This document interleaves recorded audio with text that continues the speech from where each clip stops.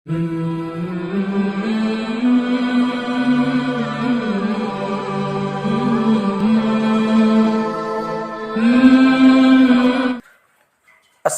علیکم ورحمۃ اللہ وبرکاتہ۔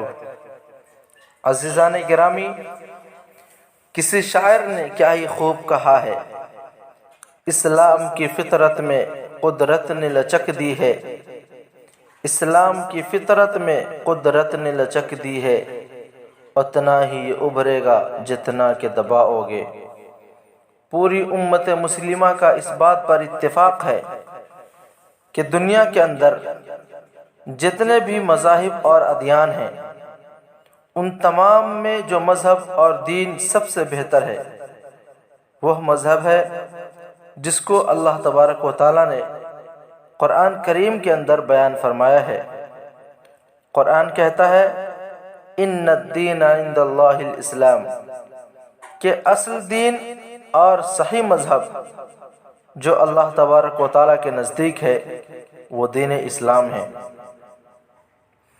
یہی وجہ ہے کہ ہر دور میں اسلام مخالف طاقتوں کی ہر ممکن کوشش رہی ہے کہ وہ اسلام کو صفحہ ہستی سے نیست و نابود اور پورے طور پر ختم کر دے، لیکن ان کی مخالفتوں سے نہ تو اسلام کو کوئی نقصان پہنچا ہے اور نہ اسلام کے ماننے والوں کو، بلکہ تاریخ شاہد ہے کہ جس قدر ان ظالموں نے اسلام کو دنیا سے مٹانے کی کوششیں کی ہیں، اس سے کہیں بڑھ کر اسلام تر و تازہ اور ہرا بھرا ہوا ہے۔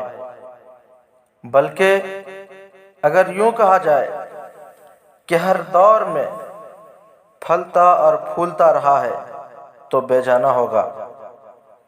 اسلام کے پھلتے اور پھولتے رہنے کی ایک تازہ مثال ایک امریکی پادری ہلیرین ہیگی کے اسلام قبول کرنے کی ہے۔ انہوں نے اسلام قبول کرنے کے بعد اپنا نام عبداللطیف رکھا ہے۔ ہلیرین ہیگی امریکہ کے بڑے پادریوں میں سے ہیں۔ موجودہ دور میں اس شخص کے قبول اسلام نے عموماً پوری دنیا کو اور خصوصاً اسلام مخالف طاقتوں کو یہ بتا دیا ہے کہ اس دھرتی پر جو اصل دین اور جو صحیح مذہب ہے وہ صرف اسلام ہے۔ اسلام کے علاوہ جتنے مذاہب دنیا کے اندر موجود ہیں وہ تمام باطل عقیدوں پر مشتمل ہے۔ ہلیرین ہیگی نے اسلام قبول کرتے وقت جو باتیں کہیں وہ آپ اسکرین پر بھی دیکھ سکتے ہیں۔ انہوں نے کہا کہ میں اپنے مذہب کو بدل نہیں رہا ہوں بلکہ گھر واپسی کر رہا ہوں۔ ان الفاظوں سے خود بخود یہ اندازہ ہو جاتا ہے کہ اس دھرتی پر سب سے پہلا جو مذہب اور جو دین آیا وہ دین اسلام ہے۔ آخر میں دعا ہے کہ اللہ تعالیٰ میرے اور پوری امت مسلمہ کے ایمان کی حفاظت فرمائے، آمین۔ آخر دعوانا الحمدللہ رب العالمین۔